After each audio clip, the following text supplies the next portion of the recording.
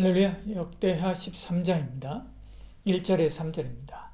여로보암 왕 18째 해에 아비야가 유다의 왕이 되고 예루살렘에서 3년 동안 다스리니라. 그의 어머니의 이름은 미가야요 기브아 사람 우리엘의 딸이더라.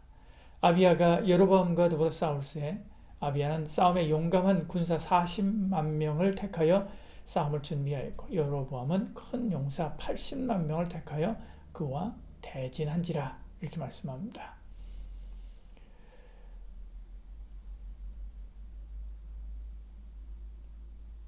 아비야가 유다 왕이 되었을 때 북이스라엘의 여로보암이 공격해 오게 되지요. 3절 이렇게 말씀하죠.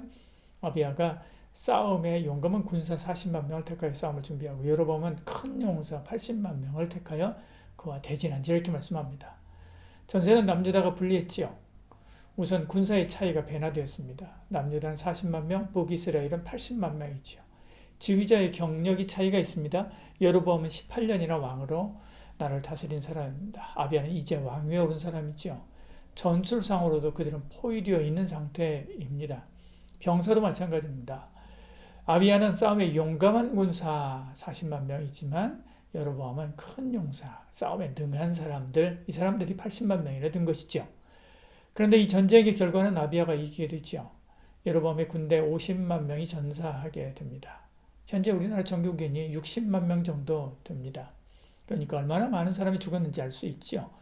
거기다가 많은 성을 탈취하게 되죠. 여로보암은 재기불능 상태로 되게 됩니다. 전쟁은 병력이나 경험이나 전략이 있지 않습니다. 하나님께 있습니다. 우리 삶의 가장 어려운 상황도 전쟁만큼 급하지 않습니다. 전쟁도 하나님의 손에 있는데 하물며 우리 일상에 일어나는 일인들 없겠습니까? 무엇이든지 하나님께 맡기시길 바랍니다. 의지하시길 바랍니다. 그러면 하나님이 이루시지요. 이제 막 왕위에 오른 아비야는 어려운 전쟁을 만났습니다. 그러나 두려워하지 않습니다. 그는 전쟁에 나가 자신들이 이길 것이다 라고 역설하지요. 북이스라엘은 정통성이 없지만 자기들은 다윗 언약이 있기 때문에 그렇다라고 이야기합니다. 5절 이렇게 말씀하죠. 여호와께서 소금 언약으로 이스라엘 나라를 영원히 다윗과 그 자손에게 주신 것을 너희가 알 것이 아니냐라고 이야기합니다. 북이스라엘은 우상 숭배하지만 9절에요.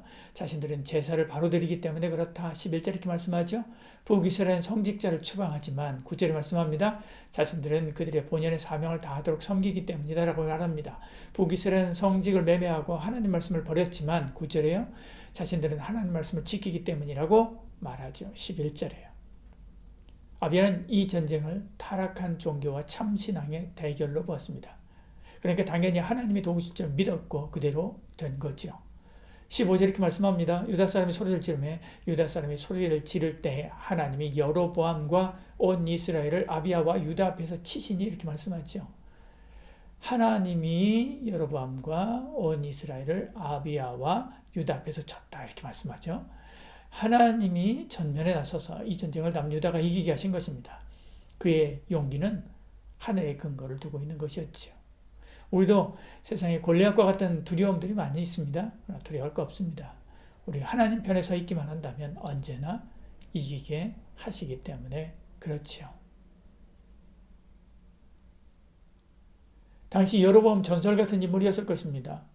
솔로몬에게 대항했던 사람입니다. 북이스라엘을 세운 왕이지요. 새로운 금송아지 종교를 일으킨 사람입니다. 그가 볼 때 아비야는 피덩이였지요. 그러나 하나님 앞에서 그는 먼지에 불과했습니다. 하나님이 치시자 80만 명에 되는 그의 군대가 도망치지요. 16절 17절에요.